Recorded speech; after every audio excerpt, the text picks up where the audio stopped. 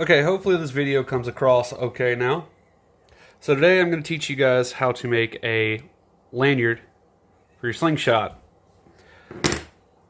Basically, we're having a slow day and I need something to do. It's supposed to rain today, can't get out and take shots, so we're going to make some lanyards. So what you're going to need is a board with 3 either screws or nails. I like nails because if I need to remove them, I can. What you're going to do is you're going to take a piece of paracord. You're going to wrap it completely around your wrist, and you are going to measure that distance. I came out with 7 inches. This is a little bit shorter, but you'll see why here in a little bit. From there, you're going to nail 3 nails at this triangle configuration. What you'll need from there is a good old pair of scissors, 12 feet of paracord, your lighter, and a good pair of forceps. From here, you're going to find the center of your paracord. So take your 2 ends, put those together, and then basically trace with your hand.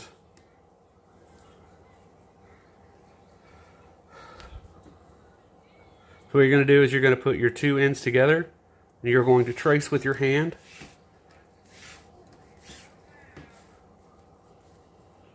All the way to the center. From here, you're going to place that center loop on this nail.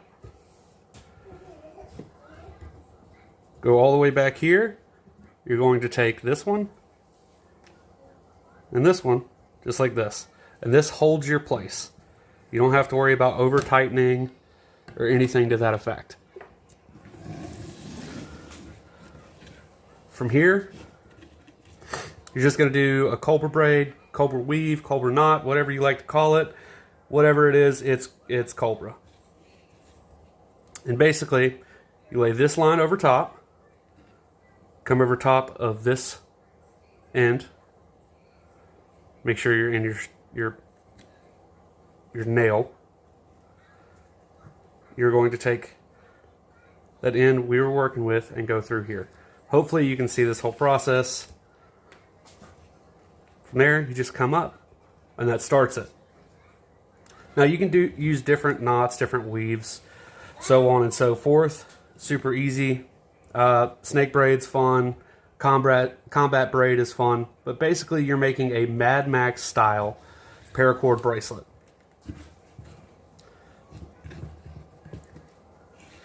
And what I like to do is anytime you see the knot up here, that basically means that that line is going to be the one that's sitting on top.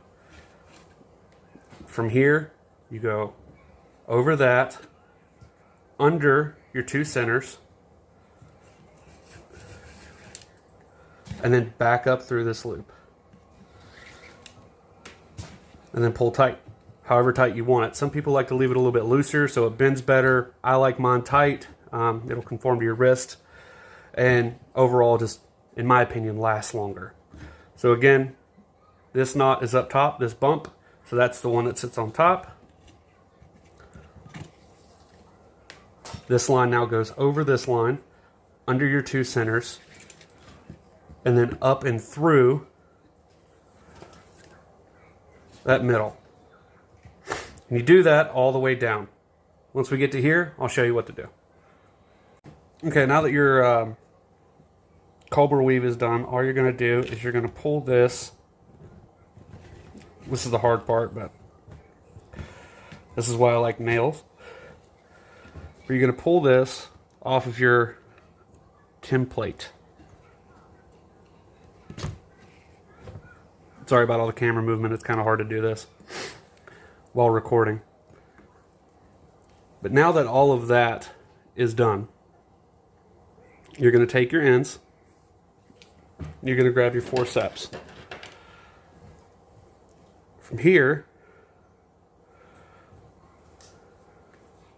you're going to feed your ends through. You can do it same direction, alternate direction, it really doesn't matter.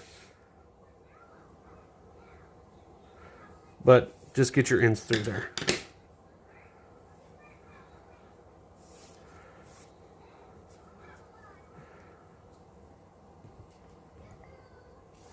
just like that. From here, you're going to take your ends, and you're going to go through these two rabbit ears, eyes, however you want to put it, but you're going to go right through there.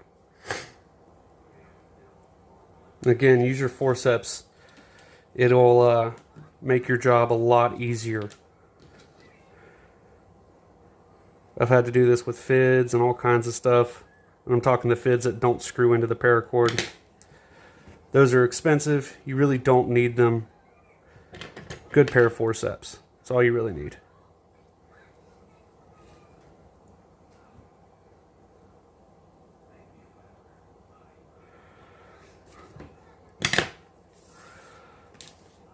Now, as you can see, we've created an adjustable paracord bracelet.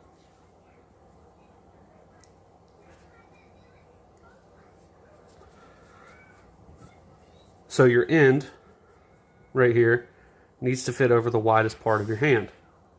For me, that is right around my thumb knuckle.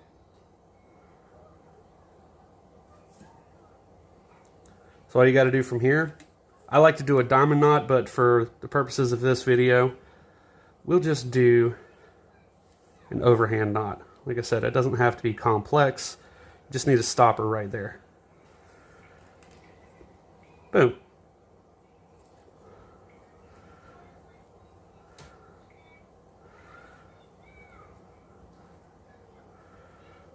You can dress it up, make it all nice. Like I said, doesn't have to be perfect. The idea of this is to keep it from falling out of your hand.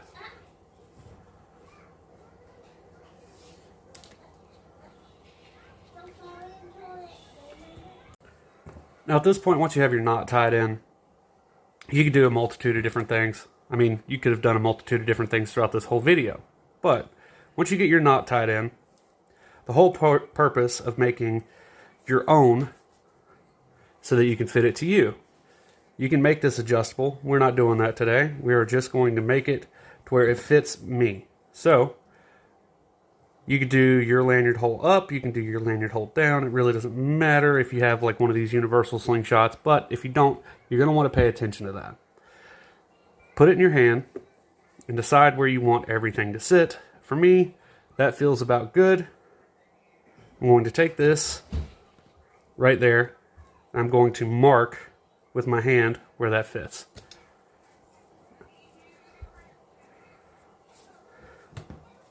For me, that distance feels really good. So all I'm going to do from here is I'm going to cut the end that I am not using to hold this loop.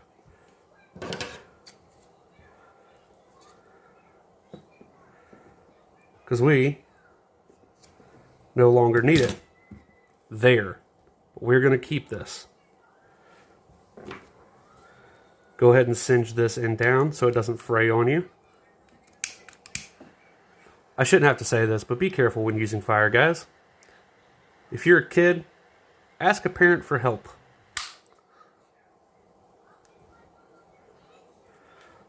Singe that to where it won't fray.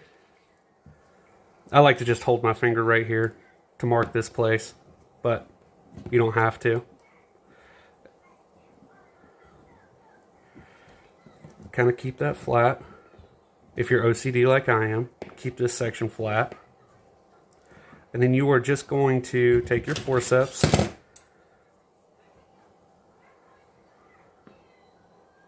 and hold that in place. Now that's not moving, and you can do exactly what you intended to do to begin with, which is hold that place. Now all we're going to do is continue the same cobra weave that we were doing before to create that loop to where it does not move.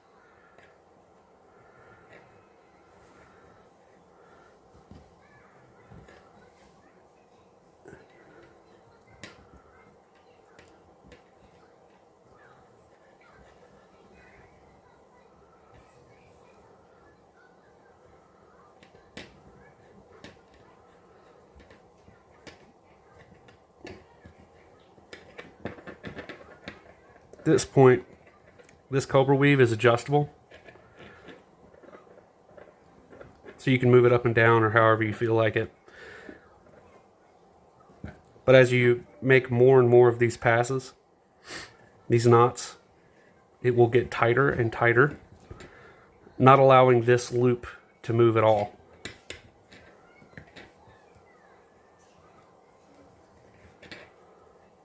I like to do anywhere from 3 to 5, but you could do more if you want. I recommend at least 3. 3 really, really tight. If you're not strong in your hands, do 5. But if you're just doing it for decorative purposes, as long as you do more than 5, you'll be fine if you're weak-handed. More than 3 if you're strong-handed.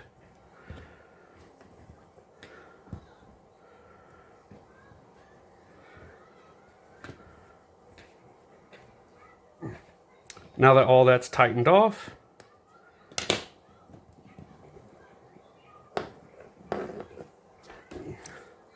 I like to slide mine up to the knot. You're going to cut this off, cut this one off, these little tag ends. And again, you're going to singe them. Again, if you are a younger person, use an adult, ask them permission. I am not responsible for you burning yourself.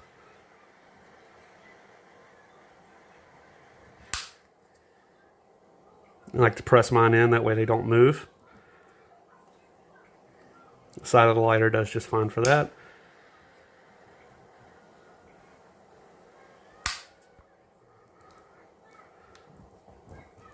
So that's not going anywhere now. From here, you're going to cut off this tag end.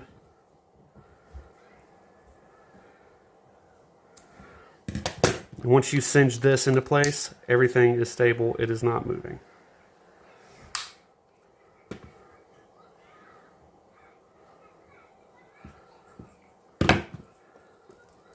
And boom, you're now done.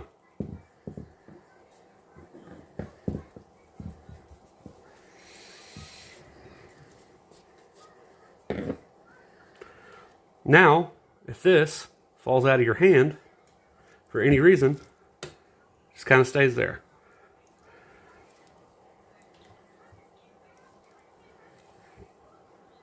There you go. And that's how you make a slingshot lanyard.